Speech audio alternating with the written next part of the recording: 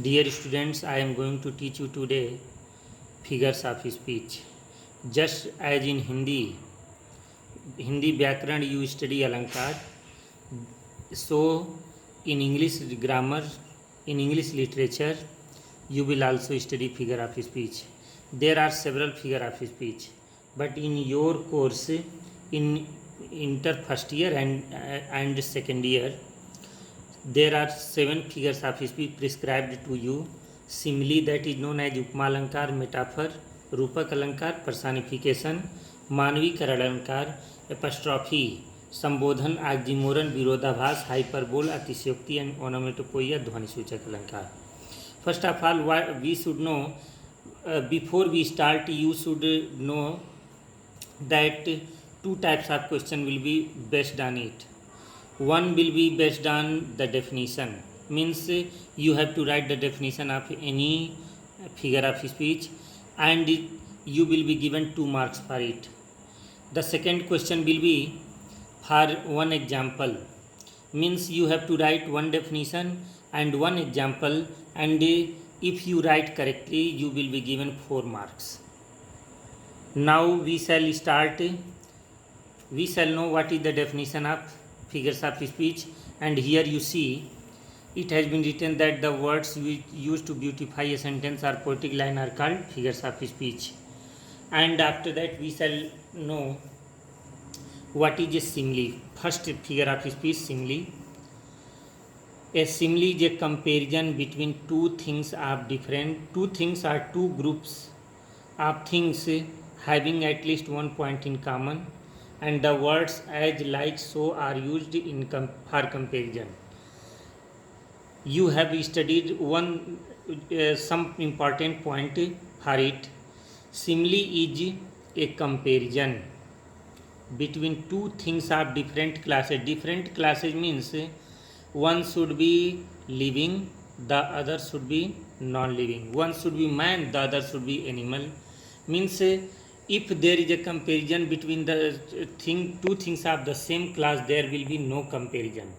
That is why for comparison, two things of different classes are necessary. After that, the second important thing about simile is that they have one point in common, means at least they have one quality which will be common in both of them. And for comparison, you have to use as, like and so. If these are found in a line, then you can call it simile. For example, here you see her eyes are bright like the stars. Here you see the two things of different classes are eyes and stars, and they have one point in common, that is bright. And for comparison, the word like has been used. Here another example is also present. Rana Pratap is a man and a lion is an animal. Both have the same quality, they are brave. And for comparison, the word like has been used to you. After that, I will teach you metaphor figure of speech. Metaphor is an implied simile. Implied means छिपी हुई, means it is also called सांकेतिक simile. In this figure of speech, two things having one point in common are compared. Means metaphor is a kind of simile, and in also there are two things which have one point in common, but the difference is that the words as, like, so are not used. Means the words which are used in simile as, like, so are not used in metaphor. And here is an example, Rana Pratap and lion. Here I can't say that Rana Pratap was brave like a lion. I am saying that Rana Pratap was the lion of Mewad.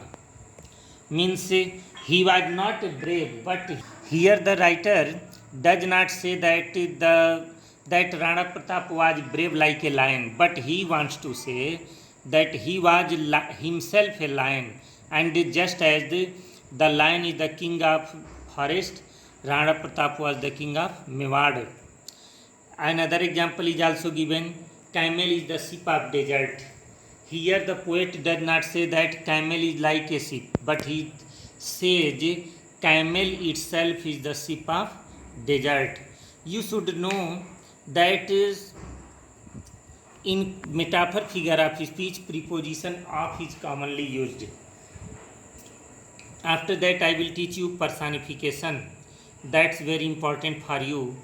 Personification is a figure of speech in which abstract ideas means भाववाचक विचार, means which cannot be seen, or inanimate things means lifeless things are given a personality. Means in this figure of speech, abstract ideas like beauty, truth, honesty, bravery, are inanimate things means lifeless things are given a personality just like a human being.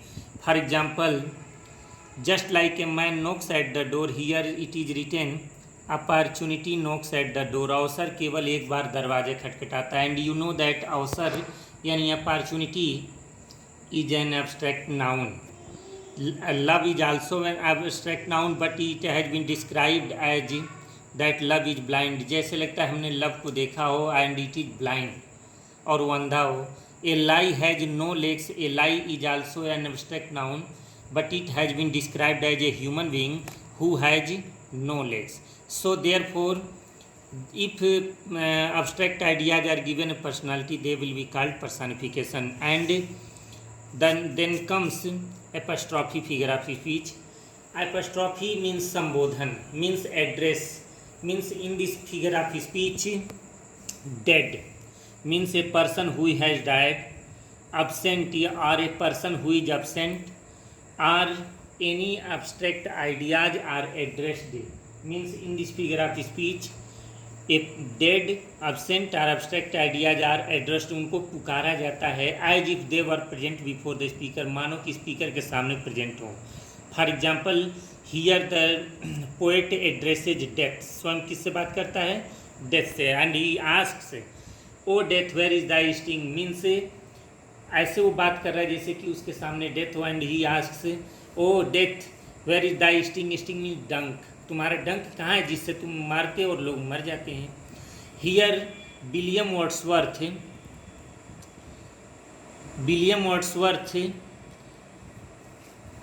exhorts, invites Milton, and he says, "O Milton, thou shouldst be living at this hour." Means this line clarifies that Milton had died, and therefore the poet says, "O Milton, thou means you, should be living at this hour." है Milton, तुम्हें इस समय जिंदा होना चाहिए. And at last in the play Julius Caesar, the people of Rome says, O Julius Caesar thou art mighty. एट Brutus कहता है ये कि ए जूलियस सीजर तुम मरने के बाद अभी भी ताकतवर हो, अभी भी शक्तिशाली हो. In this way a kind of figure of speech in which dead, absent or abstract ideas are addressed, that is known as apostrophe figure of speech. The remaining figure of speech will be given to you in the next video. Thank you.